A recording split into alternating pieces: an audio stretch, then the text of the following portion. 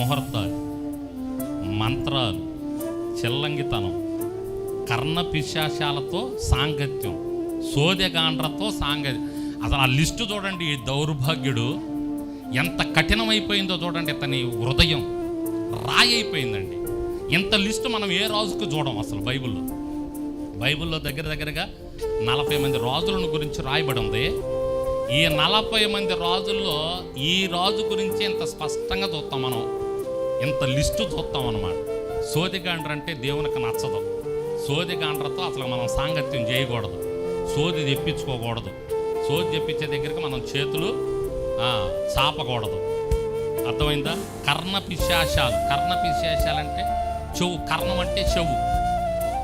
కర్ణపిశాచాలంటే చెవుల్లో వాళ్ళు మాటలు చెప్పి, చెవుల్లో మనకు మంత్రాలు చెప్పి, కర్ణపిశాచాలు వాడుకు చేసేటటువంటి వారు మనల్ని భ్రమపరుస్తూ ఉంటారన్నమాట. భ్రమలో మనల్ని నడిపిస్తారు.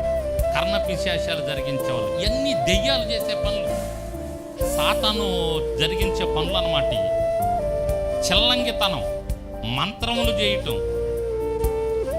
మంత్రాలు తెలుసు కదా మీకు, బుష్ అంట. ఈ మంత్రాలు జరిగించడం, ఇవన్నీ కూడా అసలు దేవునికి నచ్చనివి. ఇవన్నీ చేశాడంటండి.